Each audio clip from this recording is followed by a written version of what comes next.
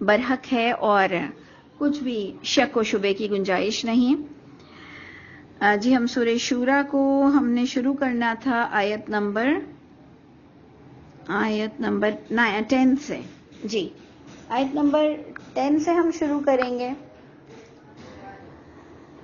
اور ہم نے اس کا ٹاپک جو بنانے کی کوشش کی وہ یہ تھی کہ جیسے وحی محمد صلی اللہ علیہ وسلم پر ہو رہی ہے، یعنی بہت نارملی اللہ تعالیٰ نے ہمیں یہ بتایا کہ محمد صلی اللہ علیہ وسلم پہ جو وحی ہو رہی ہے وہ اللہ کا پرانا طریقہ ہے، کوئی بہت ہی نیا طریقہ نہیں ہے، اور اہل کتاب اور دوسرے تمام اہل علم اس وحی کے معاملے میں بہت ان کو اویئرنیس ہے، اس لیے بہت زیادہ جو لوگ معاملہ اٹھا رہے تھے کہ یہ جی کیسے وحی آتی ہے اور کس طرح آتی ہے اور آپ پر کیوں آتی ہے اور ہم پہ کیوں نہیں آتی ہے، یعنی یہ بڑے بڑوں کو سب پتا تھا کہ یہ وحی کے لیے اللہ تعالیٰ نبیوں کو سلیکٹ کرتے ہیں، وہ ایک ہی ہوتے ہیں، پھر وہ پچھلی کتابوں کو تصدیق کرتے ہیں، تو جس کو بھی کوئی شک ہو وہ اس کے لیے بہتر ہے کہ وہ پہلے کی کتابوں کو کھول کر دیکھ لے، لڑنے کی تو کوئی بات ہی نہیں تھی۔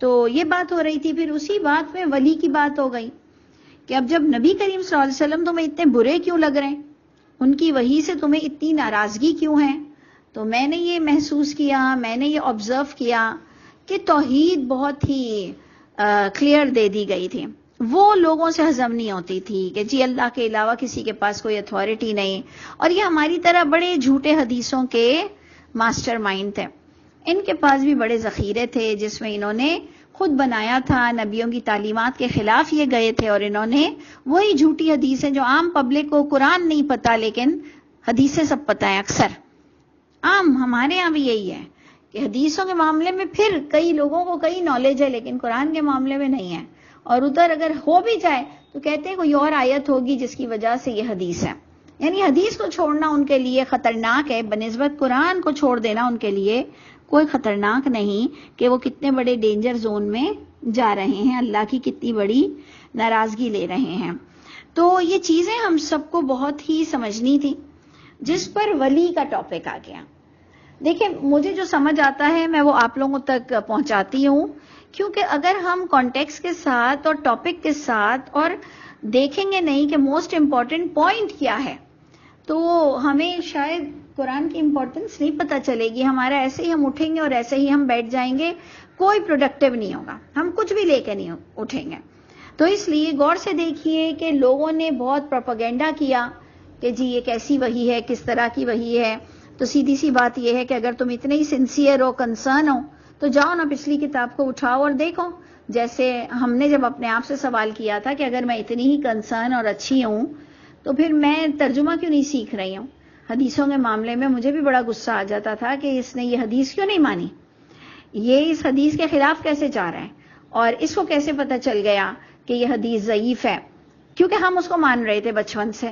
اب جب کسی نے مجھے کہا کہ جی یہ جو آپ صدا سے یہ حدیث مان رہے ہیں تو یہ تو ضعیف ہے، تو ہمارے اندر ایک ایگریشن آیا کہ جی تمہیں کیسے پتہ چلا جب پوری زندگی ہم یہ عمل کر رہے ہیں اور آج تم کہہ رہے ہو ضعیف ہے۔ تو اس نے جب ہمیں کہا کہ تمہیں کیسے پتہ چلا کہ یہ مسنون ہے، تو ہم نے کہا اچھا چلو تم ہمیں آنسر دو کہ تمہیں کیسے پتہ چلا یہ ضعیف ہے، تو کہا کہ کرائیٹیریا قرآن ہے، قرآن پر ہی رکھ کر بخاری، مسلم، ترمذی سب نے پرکھا ہے۔ تو کہا ہم نے کہ کیا ان کی معلومات فیک تھی، غلط تھی؟ کہا ہم نہیں کہہ رہے لیکن کمزوری تو تھی نا، آپ خود دیکھ لو، اگر آپ اتنی سچی ہو تو آپ کو کس نے کہا کہ یہ مسنون ہے؟ کہا ہمیں بخاری نے کہا، تو بات یہ پتہ چلی کہ ہمارے پاس آنسر یہ نہیں آتا تھا کہ ہمیں اللہ نے کہا کہ یہ حدیث صحیح ہے، ہمیں اللہ نے کہا کہ یہ حدیث ضعیف ہے۔ ہم نے قرآن کو کرائیٹیریا بنایا، جب کسوٹی بنایا تب ہمیں نہ بخاری بننے کی ضرورت ہے نہ مسلم بننے کی ضرورت ہے، ہمیں تو مسلمان بننے کی ضرورت ہے، اور ہمیں خود ہی پرکھنے کا آرڈر اللہ نے دے دیا، ہمیں اتنا بڑا تو اللہ نے بنا دیا، ہم تو ہیں ہی نہیں بڑے لیکن ہمیں پتہ چلا کہ ہم ہیں بڑے، ہمیں اللہ نے اپنی شخصیت میں الحمدللہ بہت اتھارٹی دی ہوئی اپنے آپ میں، اور اگر کوئی نہ مانے تو نہ مانے، آپ مان لو، نہ خود ہی مان لو، خود اچھے بن جاؤ، بس آپ کو اور تمام نبیوں کو بھی یہ حکم تھا کہ آپ اپنے آپ کو پہلے ٹھیک کر لیں، بس صحیح ہے۔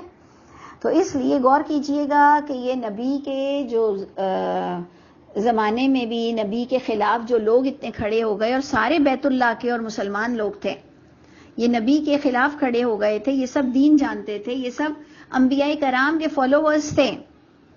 یہ نبی کے خلاف کیوں کھڑے ہو گئے کہ نبی جو توحید بتا رہے تھے اور ان کے پچھلے کانسیپٹ کو اسٹروک لگ رہا تھا، وہ ان سے برداشت نہیں تھا کہ جی اللہ کے علاوہ کسی کا کوئی قانون نہیں، کوئی کچھ ہٹا نہیں سکتا، کوئی کچھ دے نہیں سکتا. تو آپ نے غور کرنا ہے کہ ولی کا ذکر آیا، اس لیے میرا اتنا دماغ بن گیا کہ یہ ولی کے ذکر پر ہم پورا اس کو سمجھ پا رہے تھے. ہم نے اس کو آیت نمبر 9 سے دیکھا تھا کہ کیا انہوں نے اللہ کے علاوہ بھی کئی ولی بنا لیے ہیں. تو یہ بات سن لو کہ فاللہ هو الولی، اللہ ہی وہ برحق ولی ہے، وہی بچا سکتے ہیں، وہی اعمال نامے پہ غور و فکر ہمارے کر سکتے ہیں. انہیں پتہ ہے کہ کتنے گناہ ہمارے معاف کرنے چاہیے، کتنے گناہ پر دنیا ہی میں عذاب دینا چاہیے، کتنے گناہوں کی پکڑ آخرت میں ہوگی، کتنی بار کس کو سمجھانا ہے، کون کتنا قرآن جانتا ہے اس کو کتنی ڈھیل دینی ہے، کون بہت زیادہ نیک ہے تو اس پر کون سا گناہ تو سچتا ہی نہیں ہے، اور کون کتنا گناہگار ہے تو چلو اس نے کر لیا، یہ اس کے پاس اویئرنیس نہیں تھی، اسے اب ڈھیل دی جائے. یہ سب اللہ ہی اس سسٹم کو پورا چلاتے ہیں. غیر اللہ کے پاس، انبیاء کرام تک کے بھی پاس یہ چیز آ ہی نہیں سکتی ہے، اتنا غیب کا علم کہ وہ ہر ایک کے لیے ڈھیل کا فیصلہ یا پکڑ کا فیصلہ کر سکیں. تو اللہ کے یہاں بھی کوئی اللہ کے بیچ میں نہیں بول سکے گا. یہ ٹاپک تھا. تو اللہ فرماتے ہیں کہ وَمَا اخْتَلَفْتُمْ فِيهِ، یعنی آج کا جو ہمارا سبق ہے آیت نمبر 10 سے ہے کہ وَمَا اخْتَلَفْتُمْ فِيهِ.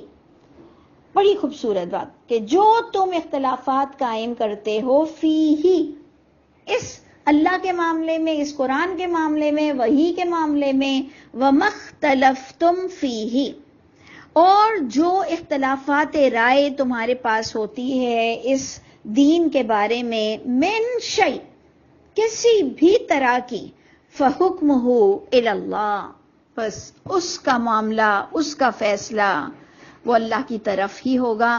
تو اللہ تعالیٰ کہیں ہمیں ملتے تو ہے نہیں، کوئی اللہ تعالیٰ کا میٹنگ پوائنٹ تو ہے نہیں قرآن کے علاوہ. ہے تو مجھے بھی بتا دیں، کس کو خواہش نہیں ہوتی کہ اللہ کے روبرو ملاقات کریں، اور اتنے معاملات ہمارے پاس ہیں، اتنی پریشانیاں ہیں، تو ہم اللہ سے جا کر سیدھے سیدھے بات کر لیں کہ اللہ پلیز بتا دیجئے کہ یہ کیسے ہے، وہ کیسے ہے. تو اب اللہ کی جو ملاقات ہے وہ بس قرآن کے ذریعے سے، کلام اللہ کے ذریعے سے ہی ہو سکتی ہے.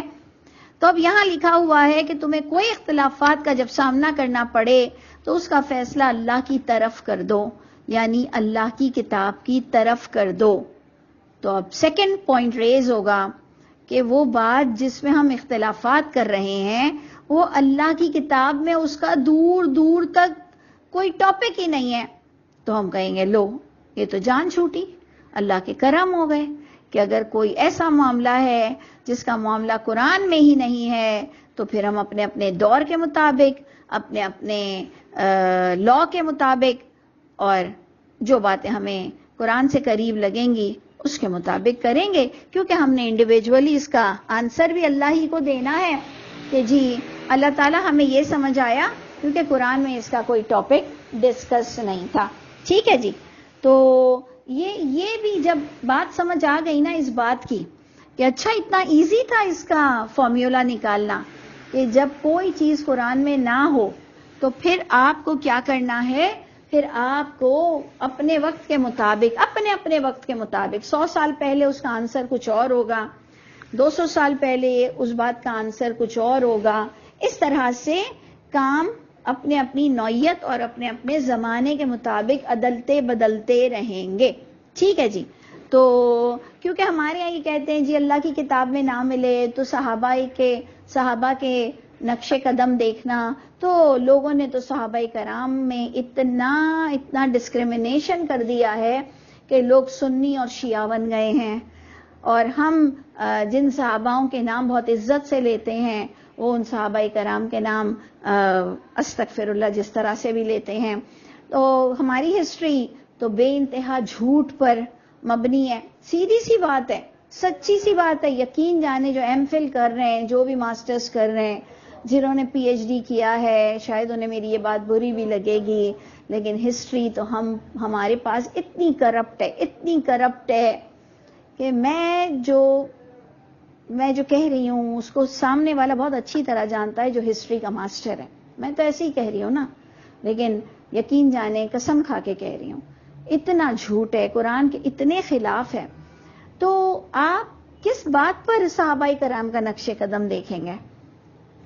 آپ کے پاس کوئی دلیل ہی نہیں ہے، کوئی دلیل نہیں ہے، سنگل دلیل نہیں ہے، اور لڑتے ہی تو رہتے ہو آپ لوگ اور ہم سب. ایون سچی بات ہے صحابہ کرام کے ہی نام پر ہم بہت لڑتے ہیں. تو یہ جو ہمارے یہاں شوشہ اٹھا تھا کہ اللہ کی کتاب میں نہ ہو تو صحابہ کرام کی قدموں کی اتباع کرو، تو پھر جھوٹ کیوں لکھ رہے ہو؟ پھر الگ الگ کیوں ہو چکے ہو؟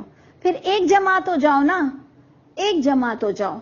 تو اس لیے صرف اللہ ہی کی کتاب سے معاملے ٹیکل ہوں گے، سارٹ آؤٹ ہوں گے، نکلیں گے، جاری و ساری ہوں گے. جو نہیں ہے تو بس اپنے اپنے وقت کے مطابق امیر وقت کا کیا فیصلہ ہے، قانون کا کیا فیصلہ ہے، آپ کی عقل کا کیا فیصلہ ہے، یہ سب دیکھا جائے گا اور یہ سب بھی اللہ کے روبرو حاضر ہوگا.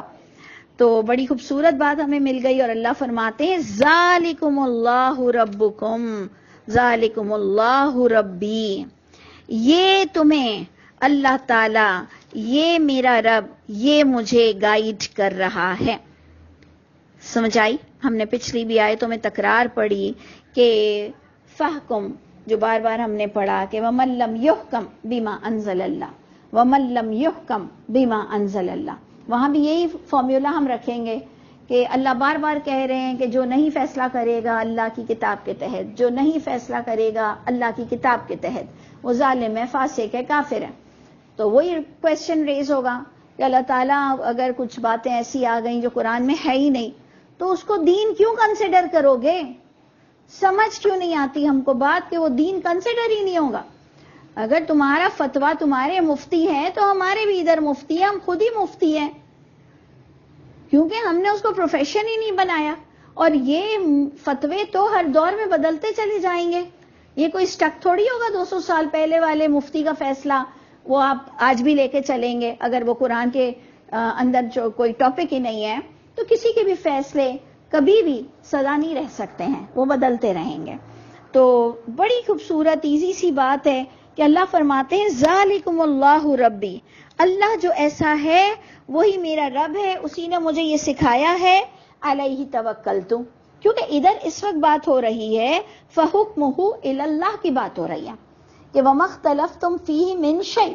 یہاں پر یہ بات ہو رہی ہے کہ کوئی بھی جو تم اختلافات رکھتے ہو قائم تو اس کا فیصلہ اللہ کی کتاب کے تحت ہوگا. ابھی یہ بات ہو رہی ہے، یہ تمہارے اللہ کا حکم ہے.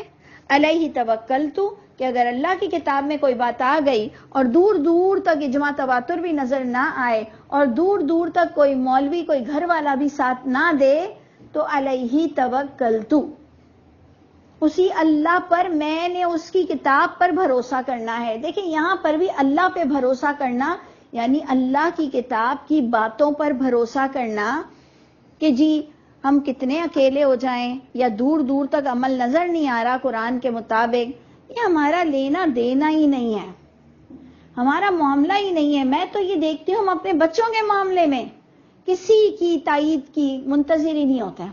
ہمارے بچے کے لیے جو ہمیں صحیح لگتا ہے تو ہماری سگی ماں بھی اگر کوئی مشورہ دے گی تو ہم بہت ہی عزت کے ساتھ ان کو مسکرا کر دیکھیں گے، لیکن ہم کریں گے وہی جو ہمیں اپنی اولاد کے لیے صحیح لگے گا، کیونکہ اب وہ میرے بدن کا حصہ ہوگا. تو پھر اللہ تو سب سے بڑھ کر ہے. تو اس لیے کوئی مفتی، کوئی عالم، کوئی فتویٰ، یہ سب اب فضول باتیں لگتی ہیں. اب آپ آ جائیں قرآن پر اور قرآن کو سمجھیں اور جو آپ کو صحیح لگے گا آپ نے ڈسکس کرنا ہے کہ جی قرآن میں اس کے علاوہ کوئی بات ہے. ہم بڑے بڑے علم والوں سے پوچھیں گے کہ جی مجھے تو یہ نظر آ رہا، آپ کو کوئی اس کا ٹاپک کہیں پر کچھ نظر آیا؟ یہ ڈسکشن ہم نے انشاءاللہ سدا کرنی ہے اور اللہ کرے کہ ہمیں بہت اچھے لوگ ملیں ساری زندگی. سب سے بڑا گفٹ یہ ہے کہ آپ کو اچھے دوست مل جائیں، سب سے بڑا گفٹ اللہ کی طرف سے. تو انشاءاللہ اللہ میری اور آپ کی اولاد کو ہی ہمارا اتنا ساتھی اچھا بنا دے جیسے اللہ نے اپنے نبی موسیٰ علیہ السلام کو ان کے بھائی سے تائید دی، اللہ ہمیں اپنے بچوں سے، اپنے شوہر سے، اپنے گھر والوں سے تائید نصیب فرما دے کہ ہم سب مل کر فیصلہ کریں، باتیں کریں کہ مجھے قرآن میں یہ نظر آیا، تمہارے پاس اس ٹاپک کے بارے میں کوئی نو ہاؤ ہے، اور جب نہیں ہے اور جب ہم کنفرم کر لیں فَإِذَا عَزَمَ الْأَمْرُ فَتَوَكَّلْ عَلَى اللَّهِ، یہاں پر بھی آیت آتی ہے کہ جب کوئی بات کا ارادہ کرو تو پھر پوری طرح سے جان پرکھ کر کے پھر توکل کرو اللہ پہ، یعنی کر جاؤ، کوئی یس اور نو کے منتظر ہم نے نہیں رہنا ہے، کر جاؤ، جس کو کہتے ہیں علیہ توکلت، اسی اللہ پر میں نے بھروسہ کیا، میں کر گیا، مجھے کسی سے پوچھنے کی کوئی ضرورت نہیں۔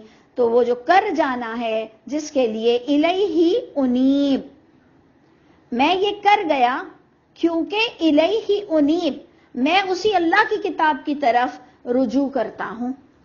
سیدھی سی بات ہے، یقین جانیں کامیابی آپ کی قدم چومے گی، کیونکہ یہ ہماری لائف میں الحمدللہ ہوا کہ اگر کوئی کتنا بھی گھر میں غصے والا شخص تھا، کتنا بھی، اور ہم لوگوں کے یہاں تو ایک سے بڑے ٹائکونز ہیں، اسپیشلی مرد حضرات، ان کی جو بڑی آوازیں ہیں وہی ہمیں دبا دیتی ہیں۔ تو جب وہ بڑی آوازیں آتی ہیں کہ تم کس طرح سے یہ کر سکتی ہو یا کرو گے، تو یہ آیت صرف بتا دو کہ دیکھو یہ آیت لکھی ہوئی ہے، اب تم اپنا فیصلہ کرو، میں اپنا فیصلہ کروں گی، بس محبت سے رہنا ہے تو رہ لو، نہیں تو فیصلہ یہ آ چکا ہے۔ تو ظاہری بات ہے ہر ایک کو اللہ سے پیار ہے، ہر ایک کو اللہ سے پیار ہے، 2 دن بعد وہ یہی بات اپنے دوست کو بتا رہا ہوگا، لیکن ہم بھروسہ ہی کب کرتے ہیں اللہ پہ، ہمیں تو ڈر لگ رہا ہوتا ہے۔ تو اس لیے انشاءاللہ دنیا آپ کے لیے کچھ بھی کہے، اللہ آپ سے راضی ہو، بلکہ اللہ سے ہم دعا کریں اللہ دنیا میں بھی عزت نصیب ہو۔ لیکن آپ دیکھ لیں وَإِلَيْهِ أُنِيبُ، جب اللہ پہ بھروسہ کب کرتے ہیں ہم، وَإِلَيْهِ أُنِيبُ، جب ہم اس کی کتاب کی طرف متوجہ رہتے ہیں، رجوع کرتے ہیں۔ ہم تو غلط کام کر کے بھی کہتے ہیں میں اللہ پہ بھروسہ کرتا ہوں، ارے بھائی کوئی تم نے اچھے کام تو کیے نہیں ہے جو تم یہ بول رہے ہو کہ میں اللہ پہ بھروسہ کرتا ہوں، نہیں میں اللہ پہ بھروسہ کرتا ہوں، سب خیر ہوگا۔ کیا سب خیر ہوگا؟ خیر بھی ہوگا تو لعنت والا خیر ہوگا۔ غلط کام کر رہے ہو، رشوت کھلا رہے ہو، کسی کو دکھا رہے ہو، کسی کا مال غصب کر رہے ہو، غلط پیپرز بنا رہے ہو، اور پھر کہتے ہو میں اللہ پہ بھروسہ کرتا ہوں۔ تکیہ کلام ہے تمہارا تکیہ کلام ہے، اللہ سب اچھا کرے گا، اللہ سب اچھا کرے گا، اللہ معاف کر دے گا، اللہ غفور الرحیم ہے، بے شک وہ سب ہے، ہمیں بھی پتہ ہے، لیکن غلط کام کر کر یہ باتیں مت کیا کرو۔ بہت ہی جب ہم کو برا لگ رہا ہے کہ ہم کتنا کھلا منافق ہیں، تو آپ نے غور کرنا ہے کہ اس اللہ کی طرف رجوع کرنے کا معنی یہ ہے کہ حد الامکان ہم نے اللہ کی کتاب کے مطابق کام کرنا ہے، تب ہم پر یہ بات سوٹ کرے گی جب ہم کہیں گے کہ علیہ توکلت وہو رب العرش العظیم، تو دل بھی سکون میں آئے گا کہ اللہ دیکھے میں نے کوئی گناہ نہیں کیا۔ تو بڑی خوبصورت چیز تھی یہ آیت نمبر 10 سمجھنے کے لیے۔ اس پر اللہ فرماتے ہیں کہ فاطر السماوات والارض، یہ اللہ کون ہے؟ یہ اللہ کون ہے جس کے لیے ہم اس وقت دیکھیں روز ماشاءاللہ 3 بجے بیٹھتے ہیں، سب کے اتنے سارے کام ہیں کمانے کے، ہم عورتوں کے گھر میں کرنے کے، لیکن یہ کون ہے؟ یہ کون ہے جس کے لیے میں اور آپ وقت نکالتے ہیں؟ یہ فاطر السماوات والارض ہے، یہ اللہ نے پیدا کیا، ابتدا کی، پیدا کیا اور تخلیق کیا آسمان زمین کو۔ جعل لکم، یہ ہے وہ اللہ جس نے بنایا تمہارے لیے من انفسکم ازواجا، تمہاری ہی جنس میں سے جوڑے اللہ تعالیٰ نے بنائے جو ایک جیسے جنس یعنی بشر یعنی مٹی کے، ومن الانعام ازواجا، اور جانوروں میں سے بھی جانوروں کے جوڑے بنائے۔ تمہیں پیدا کر کے چھوڑ نہیں دیا، تمہیں پیدا کر کر چھوڑ نہیں دیا۔ تو آپ غور کیجئے کہ اللہ نے انسان کے لیے انسان جوڑا بنایا، سکون حاصل کرنے کے لیے، حمد و ثنا کے لیے، غور و فکر کے لیے، خوشیاں منانے کے لیے، اور انعام میں بھی جوڑے پیدا کیے۔ یزرعکم فی، وہ اسی طرح پھیلاتے ہیں تم کو اللہ تعالیٰ اسی طریقے پر۔ لیس کمثلہ شیء، اس جیسا اللہ جیسا نہیں ہے جیسے مثل اس کے کچھ بھی۔ اور اگر آپ اسے غور کریں تو جناب پیچھے کی آیت کیا تھی؟ سب اللہ کے ہاتھ میں ہے. اے نبی وما انت علیہم بوکیل، آیت نمبر 6 میں بھی ہم نے پڑھا آپ وکالت بھی نہیں کر سکیں گے. اے نبی آپ وکالت بھی نہیں کر سکیں گے، کیونکہ اللہ وہ ہوتا ہے جو وَهُوَ يُحْيِي الْمَوْتَى، یہ وہ اللہ ہیں جو زندگی دیتے ہیں مردوں کو. کیا کوئی نبی ولی دے سکتا ہے؟ یہ ساری باتیں تھیں جو اہل کتاب اور مشرکین مکہ سے ہضم نہیں ہو رہی تھیں، اور آج ہمارے درمیان بھی جو شرک کرتا ہے، جو تعویذات پہنتا ہے، جو ستارے ان کے گردشوں میں ہوتے ہیں، جو نظر لگنے سے ڈرتا ہے، تو جناب اس کو بھی یہ باتیں بہت بری لگتی ہیں. بھائی بس صرف اللہ کے ہاتھ میں، تم اللہ کے ہو جاؤ سب خیر ہوگا، اور اگر اس کے بعد بھی خیر نہیں ہو رہا تو بس پھر یہ تمہارا ٹیسٹ ہے، تمہاری NOC بن رہی ہے. تو جناب دونوں معاملات میں، چاہے ہمارے گناہ کے بدلے میں ہمیں تکلیف آتی ہے، یا چاہے ہماری جو آزمائش کے دن ہے جس میں ہمیں جنت ملنے والی ہے اس میں بھی تکلیف آتی ہے، دونوں کے لیے کوئی ڈفرینسز نہیں ہے. اس میں آپ کو اپنا آپ چیک کرنا ہے، محاسبہ کرنا ہے، معافی مانگنی ہے، اللہ ہی کا رہنا ہے، اللہ سے بدگمانی بھی نہیں کرنی ہے، اور بس مایوس بھی نہیں ہونا. یہ ساری چیزیں آج آپ کے یہ سورہ شورا کا پچھلا ٹاپک بھی تھا. تو اس لیے سن لو کہ اللہ جیسا کوئی نہیں ہے، وَهُوَ السَّمِيعُ الْعَلِيمُ، اور وہ تمہیں بھول نہیں گیا پیدا کر کے. کبھی کبھار انسانوں کو لگتا ہے کہ اللہ بھول گئے، یا وہ انسان سمجھتا ہے کہ میں اللہ کی نظروں سے اوجھل ہوں، شاید اللہ نے مجھے بھلا دیا ہے. ایسا نہیں ہے. وَهُوَ السَّمِيعُ الْبَصِيرُ، وہ اللہ تعالیٰ سب سن رہے ہیں، سب دیکھ رہے ہیں. لَهُ مَقَالِيدُ السَّمَاوَاتِ وَالْأَرْضِ، اسی کے پاس تو چابیاں ہیں آسمانوں کی اور زمین کی. ایک خالی فلیٹ کی چابی کسی کے پاس ہوتی ہے تو آپ اس کے بڑے ہی تھینکفل ہوتے ہیں کہ جی اس نے مجھ پہ اتنا ٹرسٹ کیا، فلیٹ کی چابی دے دیا، اس نے مجھے ہاکس وے پر جی چابی دے دیا ہے، ہٹس کی چابی دے دیا ہے، فلاں بنگلے کی چابی میرے پاس ہے. وہ اس بڑے آدمی کے پاس، اتنے بڑے آدمی، ہم سب کے بڑے اسٹیٹس سے امپریس ہوتے ہیں. یہ اللہ ہیں، اللہ کے پاس ہر چیز کی وے آؤٹ. چابی کا مطلب وے آؤٹ بھی ہوتا ہے. چابی کا مطلب ہر چیز کے اختیارات کے وہ کھول کر کسی چیز کا مالک بن کر کنسیڈر کرتا ہے. یعنی ہر طرح کی کنجیاں. اگر تم اللہ سے پیار کر لو تو سوچو تو صحیح کہ تمہارا سٹینڈرڈ کیا ہوگا، تم کس سٹینڈرڈ کے انسان کہلاؤ گے. اسی اللہ کے پاس ہے کنجیاں آسمانوں کی اور زمین کے خزانوں کی. یبسط الرزق لمن یشاء ویقدر، وہ کشادہ کرتا ہے رزق جس کے لیے وہ چاہتا ہے، اور وہی تنگ کرتا ہے، یعنی اندازے سے دیتا ہے. قدر اندازے سے اللہ دیتے ہیں جسے وہ چاہتے ہیں. یہ بھی اللہ نے کبھی بھی آپ کو نہیں بتایا کہ جی میں گناہ گاروں کا رزق بند کر دیتا ہوں، کہ مجھ کو اور آپ کو غریبوں سے چڑھاتی ہے، کیونکہ آپ کے پاس دولت ہے، اور لوگ غریبوں سے چڑھتے اسی لیے ان کے پاس دولت نہیں ہے. ایون سگے بھائی بہنوں میں اگر دولت کم ہے تو وہ آپ کو بے وقوف لگتا ہے. یہ انسان کی سائیکی ایسی ہو گئی ہے. اللہ، اور آج کل تو بڑھتی چلی جا رہی ہے. ہم اتنے مٹیریلسٹک ہو گئے ہیں کہ ہم جس کو بس پیسہ ہے ہم کہتے ہیں ہائے خدا ایسا مقدر کر دیں. اللہ تعالیٰ سے ہم سب کو بار بار دعا کرنی ہے کہ اے میرے اللہ، ہم کو آپ کی رحمت سے نواز دیجئے، اللہ تعالیٰ ہم کو آپ کی رضا سے نواز دیجئے. تو اللہ فرماتے ہیں کہ وہی سوچ سمجھ کر اللہ تعالیٰ نپاتلا کسی کو دیتے ہیں، اور کبھی آپ دیکھتے ہیں کہ یہ رزق ادھر سے پھر ادھر ہو جاتا ہے. تو اللہ تعالیٰ جو کچھ آپ نے ہمیں دے رکھا ہے اس میں برکتیں ڈال دیجئے. انہو بکلی شیء علیم، وہ اللہ سب جان رہے ہیں، تمہیں بتانے کی ضرورت نہیں ہے. وہ اللہ سب جان رہے ہیں. دعا مانگو، اچھے کام کرو، نیک عمل کرو، حرام نہیں کرو، تو اللہ تعالیٰ نے چاہا تو شاد و آباد بندہ رہے گا. آیت نمبر 13 میں وہی کا ٹاپک آ رہا ہے جو سورہ شورا کا ٹاپک تھا، وہی کہ شریعت کی اللہ نے تمہارے لیے وہ دین. تو انشاءاللہ اس کو پھر ہم ڈسکس کریں گے. اللہ تعالیٰ ہم سب کے حامی و ناصر ہوں.